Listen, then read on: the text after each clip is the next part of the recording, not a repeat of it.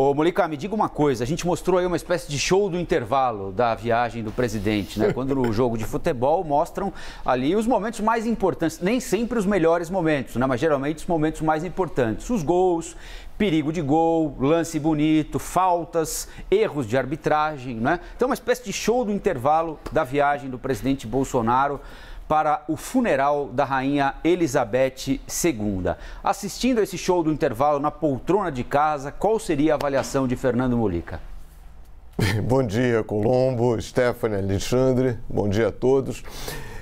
O show do intervalo mostrou uma porção de gols contra, né, feitos pelo presidente Jair Bolsonaro. Mais uma vez, ele fez gol contra, né, ele deu caneladas. É o Bolsonaro em estado puro, né? Que ele se sente ali, está livre, viajou, acha que ninguém está vendo, e aí é o Bolsonaro radical, que é o Bolsonaro em si, né? Aí ele traz uma nova coleção de gafes, de infrações à lei eleitoral, porque, um exemplo claro, a legislação proíbe que seja feita campanha em prédios públicos. No caso, a Embaixada do Brasil em Londres é um prédio público, que ele pertence ao povo brasileiro, então ele não poderia usar a sacada da embaixada para fazer comício. Um outro ponto que certamente será questionado é o uso do avião presidencial, porque, claro que o presidente da República, em campanha pela reeleição, ele tem todo um esquema de segurança, tem que viajar no avião presidencial, ok, só que isso tem que ser ressarcido.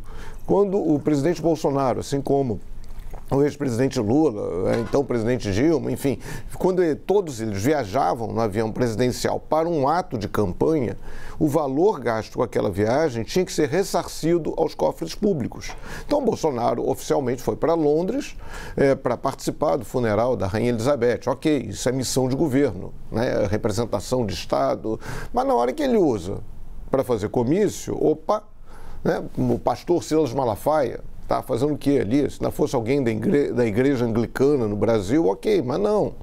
Então, assim, e de novo, confusão, né? Atrai de novo essa confusão, atrai... É bom, uma coisa sempre interessante quando a gente viaja para o exterior é ter o olhar do estrangeiro. E mesmo o estrangeiro que tem um olhar no Brasil, a gente vai naturalizando coisas no Brasil, a pobreza, a gente naturaliza situações de ocupação do Estado, de mau uso de dinheiro público, e quando vem um estrangeiro e olha e fala, opa, isso aqui está errado, como é que vocês conseguem conviver com isso? Né? Como é que eu lembro, a primeira vez que eu fui a Londres, eu fiquei espantadíssimo com o fato das pessoas pisarem na faixa de pedestres e os carros pararem. Isso é uma lição de civilidade. Então, quando a gente se afasta, a gente vai naturalizando as situações. Então, quando a gente pega essa situação de militantes bolsonaristas xingando, gritando mito, constrangendo jornalistas, teve um grupo lá que ficou dizendo para repórteres da BBC, que é a TV pública inglesa, a rede de TV pública inglesa, a BBC, dizendo para eles que eles não eram bem-vindos ali. Isso é de um mico, de uma falta de noção. Então, quando a gente olha o microcosmos, quando a gente olha assim, que num país estrangeiro, numa capital de um país estrangeiro, um país que está em luto pela rainha, quando você olha isso, aí vira meio cercadinho do Palácio Alvorada. O cercadinho no Alvorada, a gente aqui até incorporou, ali, todo dia tem aquilo, tal. Quando a gente olha isso na capital de um outro país, de um país que está em luto, a gente vê o tamanho do absurdo. Então, assim, o presidente Bolsonaro desperdiçou uma boa chance de reforçar uma imagem internacional. Aí vai conversar com o Rei Charles, dá um tapinha no ombro, não pode encostar no soberano, até para cumprimentar, você tem que esperar que o sujeito estenda a mão para cumprimentá-lo.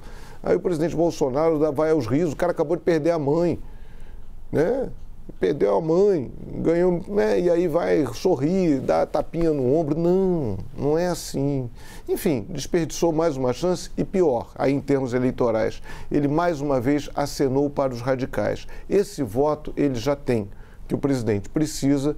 Essa eleição é diferente da eleição de 2018, ele precisaria acenar para os moderados. E mais uma vez ele jogou no campo que lhe é mais favorável, que é o campo dos radicais. Com vocês.